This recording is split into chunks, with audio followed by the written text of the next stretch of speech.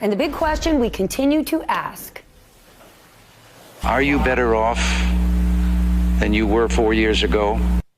Well, you might not be, but you know who is? Billionaires. There are new numbers that show billionaires are now paying a lower tax rate than the middle class across the board for the first time ever. So does capitalism work? Sure, just not for everyone. And if this bothers you just a little, you wouldn't be alone. There is a rise in Americans who are tired of bearing the country's financial burdens and are ready for a change. It is that feeling that swept President Trump into office. And here's the thing. It is now a key factor in the rising support of one Democratic candidate, Elizabeth Warren. Her rise in the polls has left many big money Democrats nervous that she's going to come for their big bank accounts. But should they be? Joining me now, Ron Insana, senior analyst and commentator at CNBC, as well as Bloomberg View columnist Joe Nocera. Joe, you wrote a piece that I thought was extraordinary, arguing that Elizabeth Warren is not just not a socialist, she would actually be better for business than Donald Trump. I don't know. I'd say cutting their tax rate down to 21% is as good as it gets. Yeah, in some ways it is. On the other hand, he's created so much uncertainty. The trade wars have been bad for business. The immigration policy has been bad for business. I mean, he's kind of been lucky, really, that there hasn't been a sort of financial style crisis. Then you'd sort of wonder, how would they fix it? But the thing about Elizabeth Warren is that she's very upfront about saying, I believe in markets. I believe in markets. I just want them to work better. And a lot of her programs are about trying to do something about income inequality and forcing business to care more about employees and creating middle class jobs and a middle class life than the current president. I mean, it's really that simple. Ron, do you agree with that on the surface, given Joe's argument of the kind of capitalism she cares about?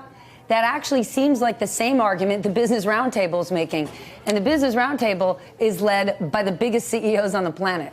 Yeah, Jamie Dimon was the one who most recently brought that up. And if you go back, it's also Barack Obama talked about capitalism that had rules of the road. If you go back to the 1990s, Bill Clinton was talking about stakeholders as opposed to shareholders, which would include employees, customers, vendors, and others that make up the entirety of the group of individuals that corporations serve. So yes and no. I mean, on the one hand, I do agree with Joe that certainly the middle class would likely fare better. Corporations, from a purely profit-oriented perspective, would probably fare worse, given that Elizabeth Warren wants to raise the corporate tax rate, not back to where it was, but certainly above where it is. And she's also talked about wealth taxes and other forms of levies that might have an adverse impact on corporate profitability. But again, that's from a shareholder point of view versus a stakeholder point of view. We should also point out that corporate taxes as a share of federal revenue are at their lowest in history. It's not just billionaires. Corporations are paying the least they've ever paid in U.S. corporate history as well. Joe, even if you make the argument that her plans that would require people to read them and absorb them are good for business or the country at large, her brand isn't necessarily. So does that brand hinder her ability to get support from more business-minded voters or leaders? Oh, I think it will definitely hurt her, at least in the short term. But, we have a long way to go. And the thing about Elizabeth Warren is that she's impressive when you see her, and as more people see her and they sort of realize that her plans they're not pie in the sky. They're actually pretty focused and workable.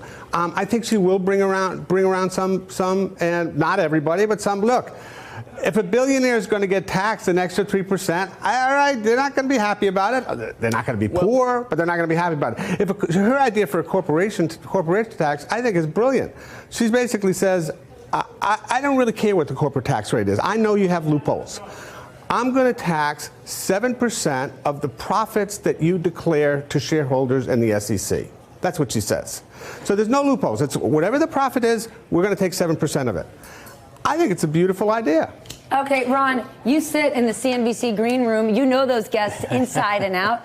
Are any of them ever going to actually see her and hear her and absorb these plans? Yeah, listen, I think some of the billionaire class has already accepted the notion that they could pay wealth taxes, and many of them have written open letters that they'd be willing to give up some of their wealth if it went to, productivity enhancing government-oriented programs. But I don't just mean the billionaire class. Right. I mean, CEOs are a little more worried, I have to say. I mean, and Wall Street would be worried that there'd be a chilling effect on the stock market and by extension then on the economy. But whether or not she taxed to the center then remains an open question, something that we're not even close to being able to discuss at this juncture in the campaign season. She might not need to tack to the center.